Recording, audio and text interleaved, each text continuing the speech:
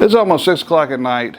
It is still 83 degrees in this shop. I've had 2 window units, ACs running since about 7 o'clock this morning, and they just haven't been able to keep up. You know, a glimpse in time, he just did a video about how it almost cost him $3,000 in repairs on his mini split. Well, you know, I don't have the money to spend $3,000 on a better AC. I would just have to sweat. But I'm going to see if I can put in a cost-effective, but also a big enough unit that's going to cool this shop down. I found this complete system, $549. This is a 24,000 2-ton unit. So the installation, super simple. It didn't take very long at all. Right here, you have this little bracket that is all that the inside unit goes on. You just line it up here. I put this little piece of 3/4 inch board underneath so that it would be nice and level with my door frame, and put in a couple screws. Now, I went ahead, took my stud finder and made sure that I hit the studs on 2 of the screws. But then also, you see at the bottom there, it's kind of a little floppy. So be sure that at the bottom 2 points, you make sure you put a screw down there. And then up at the top where the 2 little clips is that the system slides down in, go ahead and put a screw up there, because I didn't have one at that top right corner. And whenever I slide my unit down, it wanted to kind of pull off. So I realized that, so I had to slide it back up and add in an additional screw. But other than that, you put the bracket up here, literally 5 minutes, screw it in, maybe 10 if you got to put a couple anchors in. I don't want to get too specific, because different brands of ACs may have different color wires or be connected a little bit different. But in the book that came with the unit, it said basically connect this color wire to this screw, and had a picture. And so it is the simplest. You don't have to have any kind of electrical experience to connect this. Like I said, this is just a control wire, which actually brings the power from the outside unit, but it couldn't be any easier. Just connect the colors to what color screw it says. With the bracket on the wall, all I had to do is just walk up here, and this just slides right down, kind of like a French cleat type system, and snaps on the top, and then you push it in at the bottom and it clicks in, and nice and secure connection, and really couldn't be easier to have that inside unit mounted. And so basically it's mounted and done. I could have probably went straight out the bottom corner, and it would have looked nicer on the inside with this piping, but I wasn't 100% sure if I was going to have enough piping to reach to where I was going to mount my outside unit, and I did not want to come up short. So I decided this was going to be the closest way, and I don't have anything over here in this corner anyhow, because it's kind of behind where my miter saw is. So I figured I'd just go ahead and knock a hole out here in the side wall, and that way I can just run my pipes and my control wire straight out the side, and that would be the quickest and most efficient way to go. So I did not have a 4 or 5 inch long drill bit to reach all the way through, and I used a hole saw. So when I got the center hole drilled in, then I took a longer 1/4 inch drill bit and had that go all the way through to the outside, so that once I got the inside drilled as far as I could then drill back in from the outside, because the walls here are 3.5 inches, plus I've got 1/2 inch OSB on the inside and outside, so I'm 4.5 inches thick here in my walls. We got our drain line, our control wire, and our 2 refrigerant lines that come through here. So what we're going to do is we're going to uncap off the end of these refrigerant lines and go ahead and get that new refrigerant line put up in here. Now, these are flange fittings, and you want to make sure that they're good and tight so you don't have any leaks, but you do not want to over tighten them, because if you do too tight, you can actually cause a leak. There is a torque spec that you're supposed to tighten these to. I don't have the little clawfoot thing to put on my torque wrench, but I went ahead and made sure that these were good and tight, but not as so tight that they're going to cause a leak. All right, so this bracket that the outside unit is going to be mounted on was like 24 inches wide. My studs are on 16-inch centers, so I went ahead and just took this pressure treated 2x6 here and mounted the bracket to it, and then that way I could mount the bracket to my wall and be sure that I was affixed to the studs so that this outside unit was not going to fall. It's about 100 pounds, and then I also wanted it up to where I wouldn't hit my head when I walked under it. So the bottom of this is about 6 foot, and it was just a matter of getting it lined up with the outside unit so that when I set it up on here, the little bolt sticking up would line up with the holes on the bottom of the actual unit itself. This was the most difficult part of the whole install, and that is just lifting up this almost 100-pound condenser here and climbing up the ladder with it and setting it on the bracket. Now, I probably didn't need to do this, but the 2 bolts on the front, I had put a nut on the top just in case this was a slide. I didn't want it to slide off. I wanted to have something up there that would kind of catch and hold it in place if I need to. So once I set this up here, I just had to line up the 4 holes on the feet and drop a couple of bolts and nuts through there and get those tightened up. Quick and simple. Once the outside unit is mounted on the wall, all we have to do now is open up this little side panel and then connect our 2 refrigerant lines. And you can't mix this up because there's a big one and a small one. You just want to make sure that you get them on once again nice and tight so that you don't have any leaks. And one of the big things you got to make sure if you're not used to these flare fittings is you got to kind of twist that pipe to where it's coming straight in, and that way that flange will kind of spin freely, and you can tighten this thing up basically all the way with your fingers. So you only have to use the wrench to get it pulled down, because if you have it crooked and so that you're having force on it the entire time when you're tightening it up, that's going to cause that pipe to be twisted. You want this flange to come straight in, and I think that's where most of the problems come in, is people don't take the time to try to get that hose twisted to where it's coming straight in so that you can actually just spin that nut on by hand. So I purchased this vacuum pump off of Amazon, and I figure I might can use it for something else in my shop later, so I didn't really mind spending a few dollars on that. The gauges I already had, so I didn't have to purchase those, and the only thing I had to purchase was a set of adapters because these gauges are for our automobile, and the port on this unit here was a different size. So I got the adapters, got it all hooked up, and once I turned on the pump, it literally only took a couple seconds, and this thing was showing a -30 vacuum, which is, I think 29 point something is actually technically a full vacuum. But I mean, on this little analog gauge, it was showing full vacuum within just a couple of seconds. So I let this run. It says in the book to let it run at least a half hour to make sure to pull any trash out. I don't think there's any trash because it's all brand new lines and everything, and they were capped. But I went ahead, let this run for a half hour like it said, and then it was getting close to the end of the day. It was about 115 heat index out here. So, by the time I had stood out here, done mounted that thing up and got it going, I said, you know what, I'm going to call it a day. So I shut my valve and just let it set overnight, and in that way I could really make sure there was no leaks, because it says to let it set 5 or 10 minutes and make sure that you don't lose vacuum. But I went ahead and just left that set overnight, came back in the morning and started again, and I still had the full vacuum from overnight. I'm not an electrician, but here's my opinion on the electrical. So you want to make sure that your wire is big enough. I looked and my unit has 14.7 amps of draw, which if you look at the chart, that means it needs a 30 amp breaker. A 30 amp breaker requires at least 10 gauge wire. Now the reason why you have a breaker is if it's pulling too much amp, you want that breaker to flip before the wire catches on fire. If the wire is too small, it's going to get hotter faster. So you can always go with a bigger wire, but you can't go with a smaller wire.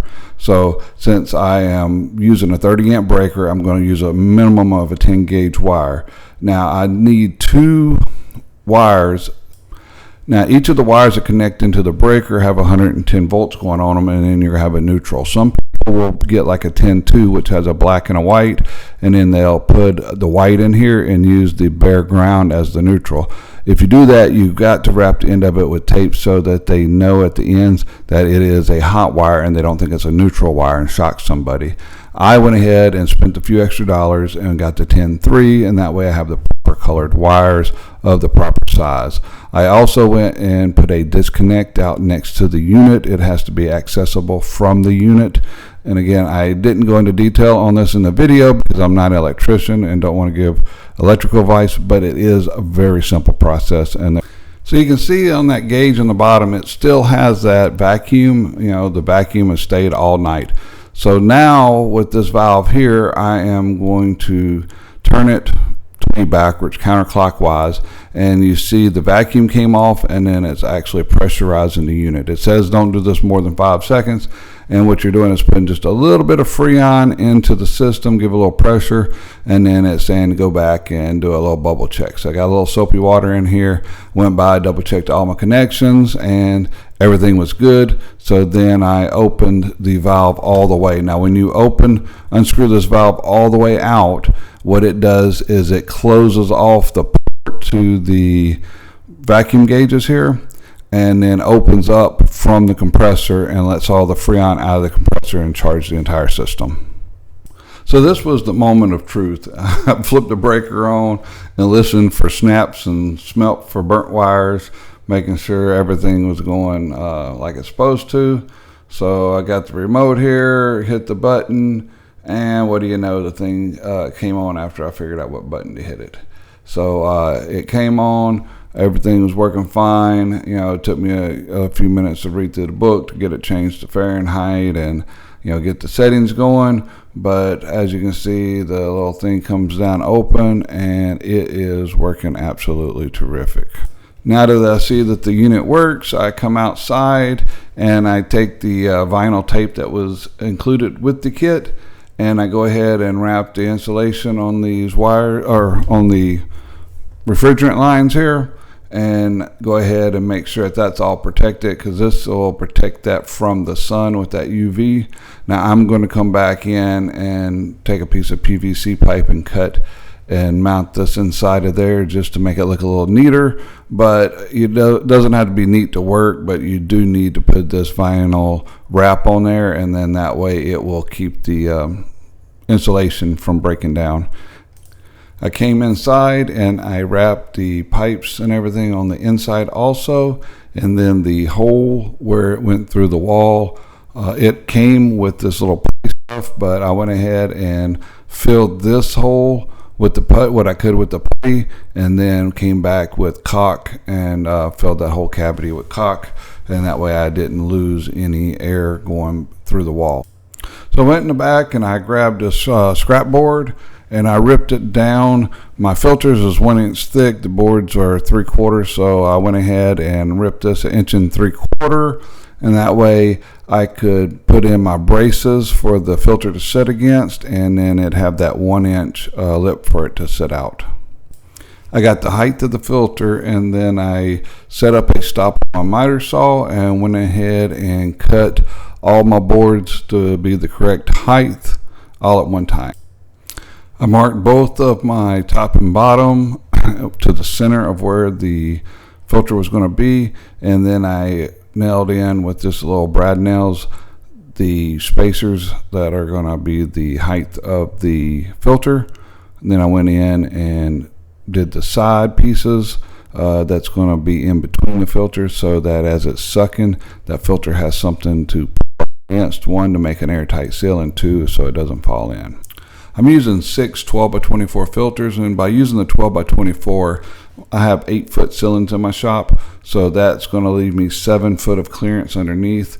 And then also by using 6 of them, that's going to give me a lot more surface area, which means that it's going to take longer for the filters to fill up. Now I'm using MERV 11, so they're going to fill up a lot quicker than, say, if I have a MERV 5, because with a MERV 5, it's going to let that fine sanding dust through, which is what is, for me, I think is the most critical, is to keep that real fine dust from accumulating on the coils, because I don't want this to, have to be replaced or have expensive repairs.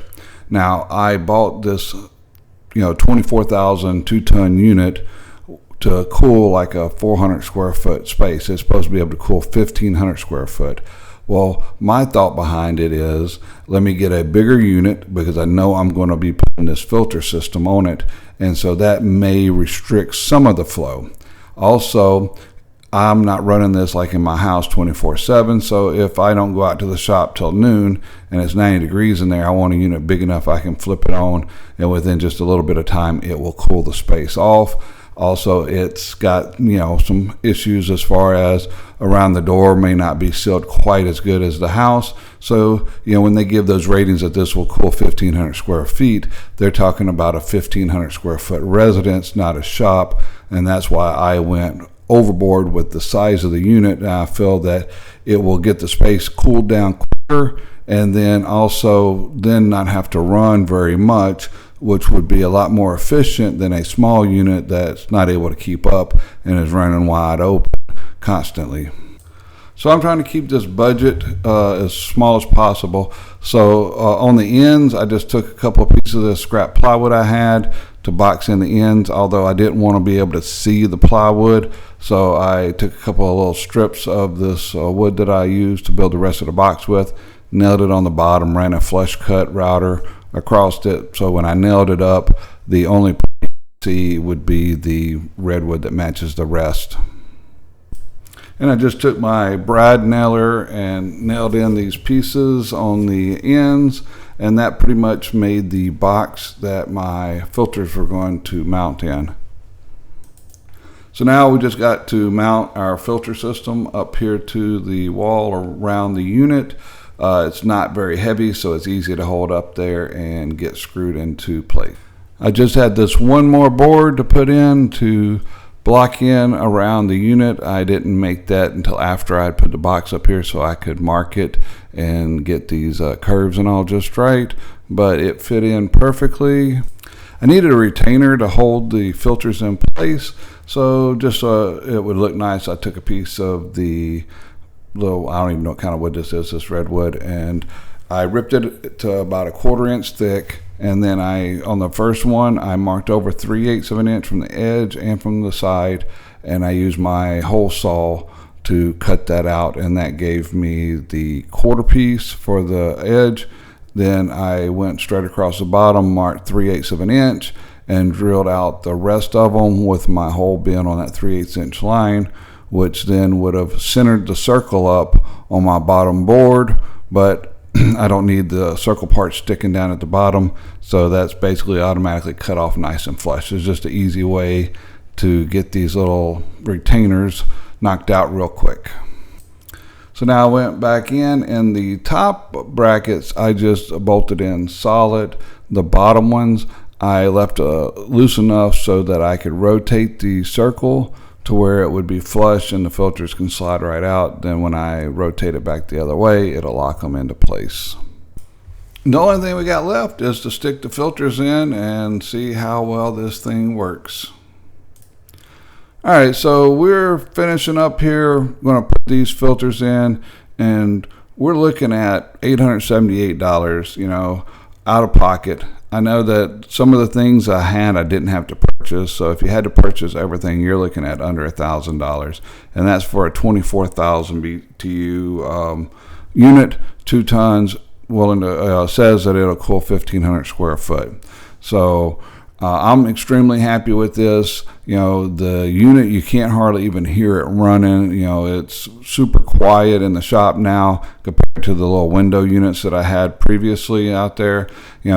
I can walk out to the shop, it's 90 degrees. I can turn this thing on turbo mode, and about 30 minutes, it's cool enough, that I'm out here without sweating.